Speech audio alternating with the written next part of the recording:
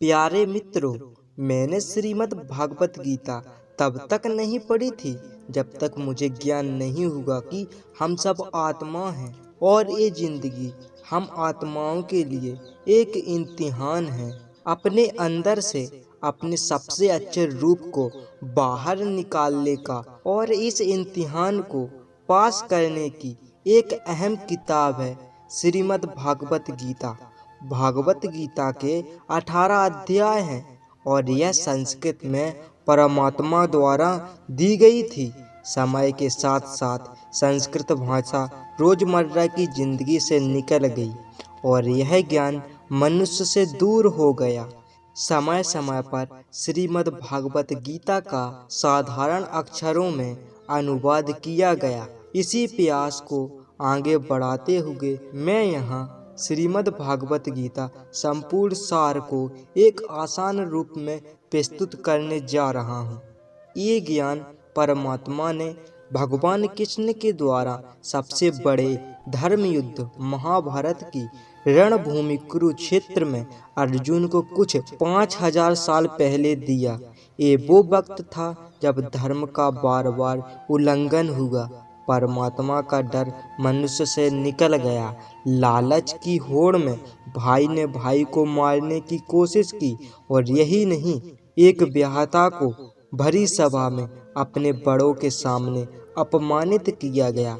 इससे पहले कि मनुष्य जाति धर्म युग से निकलकर पूर्ण रूप से कलयुग में जाति युद्ध की रणभूमि में युद्ध से कुछ पहले परमात्मा ने गीता भगवान कृष्ण के द्वारा मनुष्य जाति के कल्याण के लिए दी। गीता परमात्मा द्वारा दी गई किताब है जो किसी एक धर्म के लिए नहीं बल्कि पूरी मनुष्य जाति के लिए है, पूरी इंसानियत के लिए है, सब आत्माओं के लिए है। क्योंकि ये आत्माओं को परमात्मा के बारे में, उनकी सृष्टि के बारे में और सबसे अहम यह उन कायदों के बारे में समझाती है जिनका आत्मा को मनुष्य के रूप में हर हाल में पालन करना होगा, रक्षा करनी होगी। और इन्हीं कायदों की बुनियाद पर एक आत्मा को शरीर त्याग करने के बाद परखा जाएगा और इसी परीक्षा से पास होने में हमेशा के लिए इस जन्म और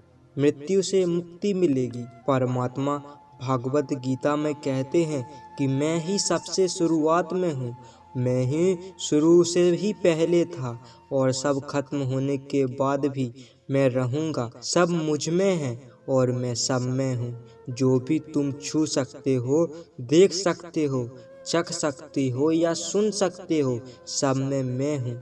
ये नदियाँ, पहाड़, सूरज, ग्रह, चांद, सितारे सब मैंने बनाए हैं। मैंने ही भगवान, शैतान, राक्षस और इंसान बनाया। मैं सर्वव्यापी हूँ। मैं ही ब्रह्मा बनकर सब बनाता हूँ और रुद्र बन के सब नष्ट कर देता हूँ। मैं ये सृष्टि यूं ही बनाता और तोड़ता रहूँगा ताकि आत्माओं को मौका मिल सके इस जन्म और मृत्यु से मोक्ष पाने को, हमेशा के लिए परमात्मा के साथ रहने को। भागवत गीता कहती है कि इस सबसे बड़ी परीक्षा के लिए परमात्मा ने प्रकृति को निर्माण 5 तत्व हवा, अग्नि, जल, वायु, पृथ्वी से किया है, जिन्हें हम छू के, चख के, सूंघ के और देख के हम समझ सकते हैं। पर खुद परमात्मा इन 5 इंद्रियों के समझ से बाहर है। उन्हें आत्मा इन इंद्रियों से नहीं जान सकती। आत्मा 5 इंद्रियों के साथ वैसे ही है जैसे एक लोहे का रोबोट जिसे अपने बनाने वाले को कोई पता नहीं। अर्जुन को भी परमात्मा का ही विराट रूप देखने के लिए भगवान कृष्ण ने 2 नेत्र दिए। भागवत गीता समझाती है कि आत्मा अजन्मीय है, इसे कोई मार नहीं सकता, कोई जला नहीं सकता, डुबा नहीं सकता, काट नहीं सकता। लेकिन आत्मा को परमात्मा के साथ हमेशा रहने के लिए ये परीक्षा रूपी जीवन में बैठना ही पड़ेगा। इस परीक्षा के लिए परमात्मा से बिछड़ के आत्मा को पृथ्वी पे किसी न किसी रूप में जन्म लेना पड़ेगा और 88 करोड़ योनियों को जीने और भोगने के बाद एक आत्मा को मनुष्य का शरीर और दिमाग मिलता है। इस सबसे बड़ी मर्यादाओं के लिए परीक्षा में बैठने के लिए हर मनुष्य को इस पूरी परीक्षा के दौरान तरह तरह की अच्छी और बुरी भावनाओं के चक्रव्यूह में अपने ही भाई बहन और मित्रों के साथ डाला जाता है, जिसमें हर आत्मा को अपने अंदर के तामसिक और राजसिक अवगुणों से निकल के सात्विक जीवन में प्रवेश करने के मौके मिलते हैं। हमारे तामसिक गुण वो हैं जो हमारे अंदर ही भावना पैदा करके हमें खुद को उदास और नुकसान पहुंचाते हैं, और हमें राजसिक गुण लोभी बनाते हैं, दूसरों के प्रति नुकसान पहुंचा सकते हैं। इस परीक्षा के दौरान हर आत्मा को तामसिक और राजसिक गुणों को खत्म करके अपने वास्तविक गुण से परिचित होना पड़ेगा।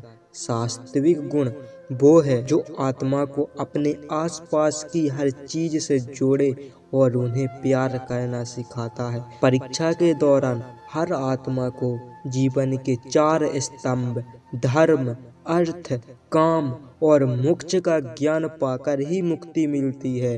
यही वो द्वार हैं जिन्हें समझकर ही आत्मा परमात्मा को समझ सकती है।